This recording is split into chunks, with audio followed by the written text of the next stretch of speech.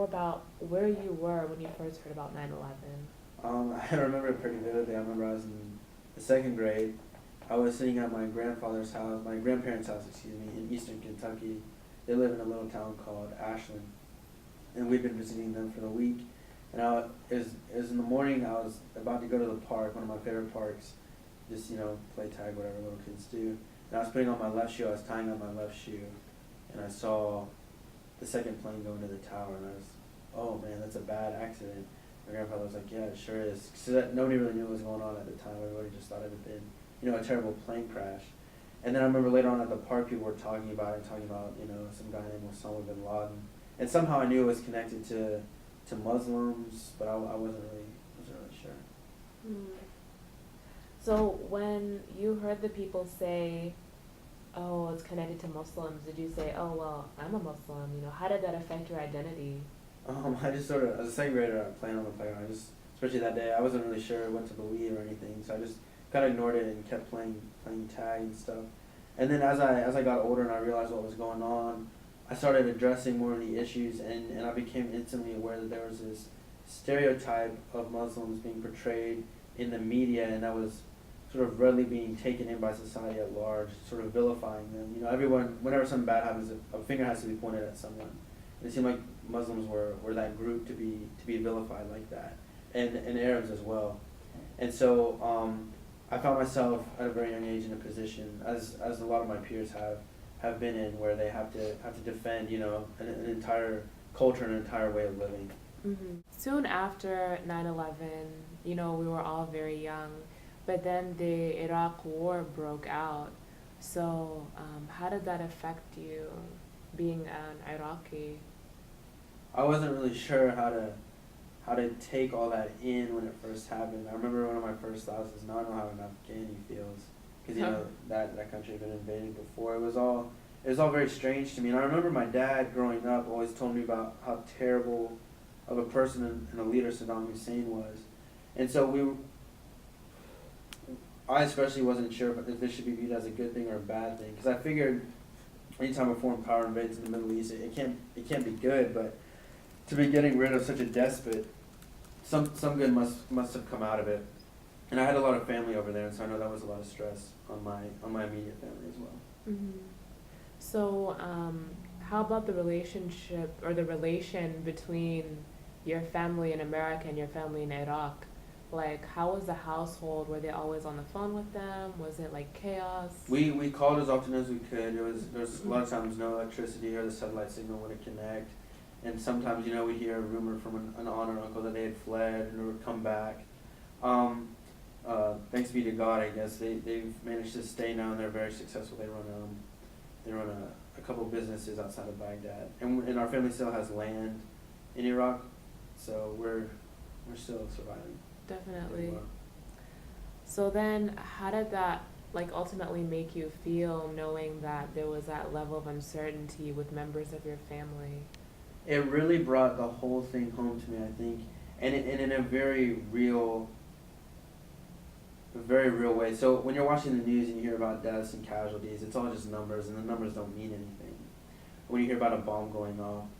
But it's very, very different when you have family on the ground, and I'm sure American military families can tell you the same thing. When we hear about someone dying in Afghanistan, it's, oh no, that's so sad, another soldier died. But when your dad's over there, your brother's over there, it's a very different feeling. Your heart drops. That could be someone related to me. Mm-hmm. And so I also feel that way. Recently, my stepmom has a lot of family in Syria and in Palestine, and so it's a very similar feeling. Like, this violence that's going on, it's not just another news statistic. It's something that's very real, very palpable, and it's certainly brought to the forefront of my mind. Mm. So during the time of this whole Iraqi war conflict situation, how was your identity as an Iraqi? Were you openly, speaking Arabic, telling your friends, oh yeah, I'm gonna eat some Arabic food when I go home? Like, did you openly express your Iraqiness, or was that something you were trying to hide? Yeah, I guess, I don't know if it's because of the war, just because I was getting older. I was becoming more into myself and identifying not only with my American half, that's the way to put it, because I think of myself as completely American, but like culturally American half and my culturally Iraqi half as well. So I was, going home and eating chicken and rice and fasting during Ramadan and everything. And I made no effort to hide that, because from what I've been taught from both sides of my family is that America is a place where you can fully express who you are. And if I said to myself, if I ever have to cover up who I am because of a war or anything like that, then this country has failed, and I'm not going to let that happen. I'm not going to let that rest on me because I was too weak to stand up for what I believe in. Definitely. So, going back to the situation with, you were talking about the despot Saddam Hussein. So, from my personal, I guess, interactions with some Iraqis, Saddam Hussein adamantly, targeted many members of like Iraqi civilianship. So, how was your relationship or your family's relationship with the regime? So when Saddam came to power, my family was always very prominent in the government of Iraq. I think from what I understand, it's been that way for generations. And so when Saddam came to power, his policy was just basically to clear house. And so my family went from being, my dad particularly went from being, very, very respected, very established, to essentially having to flee the country dirt poor. And he did it. He escaped to England and got himself an education. Thankfully, alhamdulillah. And now he's doing very well over here as a medical professional. But he had to do a lot of that from his own doing. And as far as Syria and Palestine, it's very troubling because you hear a news story, and then I come home to my stepmom and she's broken down in tears because someone she knows or a very close family member has been hurt in a shelling attack or a government helicopter attack on a neighborhood or something like that. So. Yeah, no, I feel like that's definitely something that can like rock your internal like core to some extent. Definitely. So like, do you feel like internally conflicted, like in the sense that there's my American half, but knowing that my American half is causing problems to my Arab half? Like, how do you ever feel that in any ways? No, I always felt that both Muslim culture, and I guess through an extension of that Arab culture, and American culture, not American culture, American philosophy, they both strive for this ideal of justice and equality for all. And so, my loyalty is towards justice and equality for all. So that's the ideals that make up American government, the ideals that make up our society as America. And I find that those ideals carry over very, very succinctly with Islamic ideals. And so I don't see myself as tied to one ideology or another just because of where I'm from. I'm tied to this idea of justice and equality for all. And so obviously mistakes will be made by both sides, and you have to acknowledge that mistakes will be made. But I don't feel like I need to pick one side or pick another.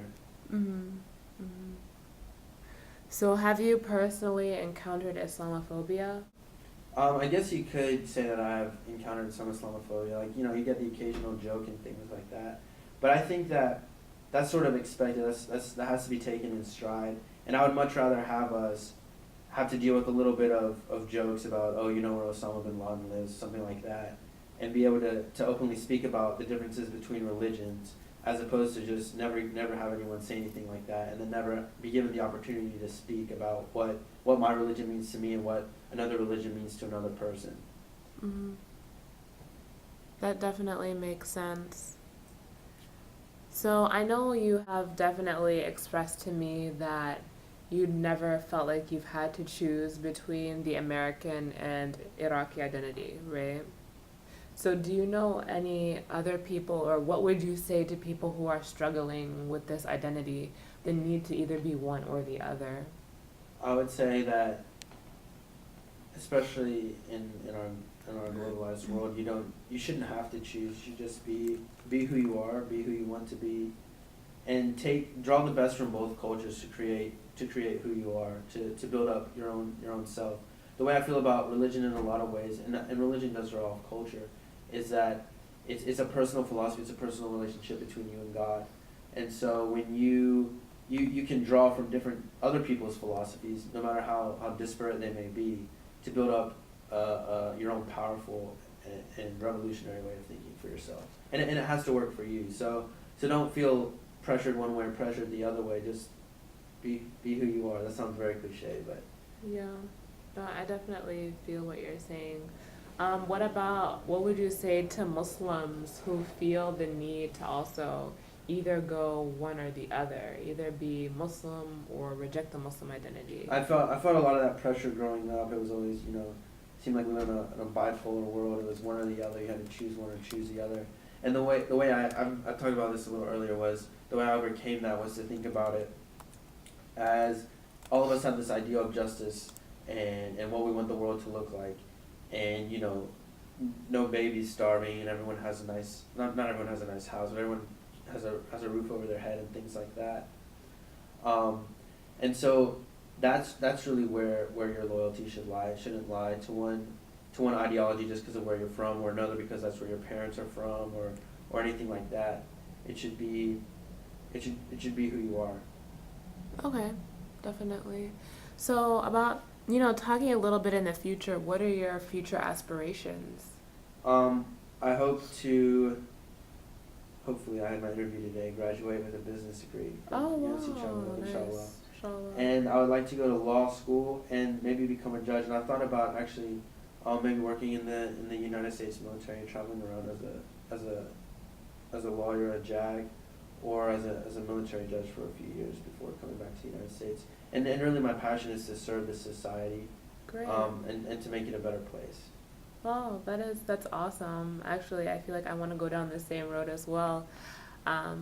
So do you ever see any conflict in working with the U.S. government directly, especially knowing like their support for Israel, like things that can cause cognitive dissonance within Arabs and Muslims? Right. So just because something might be a little bit bad doesn't mean we should entirely throw it completely aside.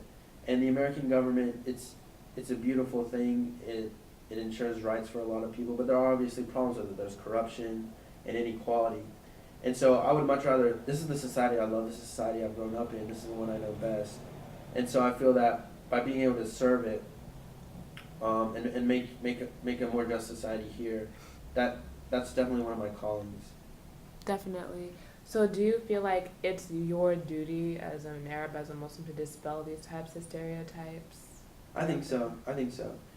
But not only that, it's not just about dispelling stereotypes against Muslims or Arabs in America. It's about dispelling all kinds of stereotypes that people may have towards any certain race or religious creed. I think it's very important that we protect all of our basic rights as Americans, not just for Muslims, but for all groups.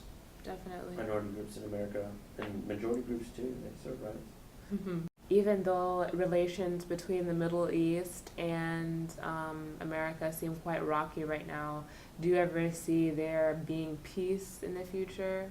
Yes. There's no point in thinking otherwise. It's important to always have that as a goal. If our status quo is going to be, well, they're always just going to be shooting at each other and killing each other, then, it's like, what's the point of even trying for peace? And that should never be a status quo of any region of the world, is constant war. That's not man's natural state. We should be in peace.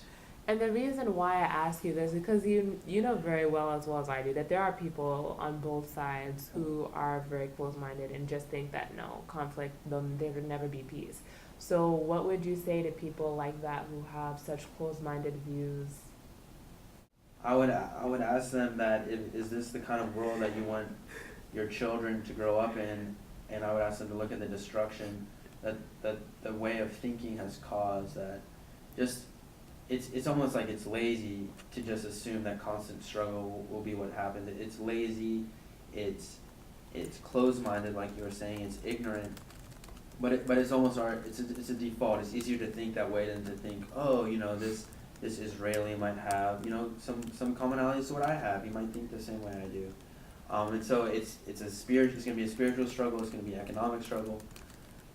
It's going to take a lot of stretching and expanding and talking and dialogue, and it's not always going to be pretty. It's going to be a very brutal process. It's going to be very, very emotionally invasive, but I think it's something that can definitely be done. So is there like with your future plans of going into law and whatnot, do you ever see yourself um, like actively doing things to work with people who may have such ignorant and closed-minded views? Definitely, I think um, good publicity, good PR never hurt anyone, and so I would like to spend time aiding organizations or creating an organization that promotes peace in the Middle East. So, Definitely. so. So I guess also looking into the future, um, so when you want to, raise your family and raise your kids, do you want them to stay here in America and also kind of have the same similar childhood that you had, or would you like them to also grow up in the Middle East and be more fluent in the language and the culture and etc.? I'm not sure. It depends partially on who I marry. I've never been to the Middle East, so I'd like to see what life is like over there. I mean, I've heard stories, but I'd like to see it firsthand before I commit to raising a family there. It's sort of a big commitment, and hopefully it's several years down the road. So what stories have you heard that you were just referring to? Share one with us. Just stories from my father's childhood living in Baghdad. It's kind of an exciting. It's a very vibrant place, almost wild in how vibrant it is. There's so much going on, so many things to do. There's little regulation, at least when he was growing up. So. Special thanks to Zaki Hadery for being a part of this interview.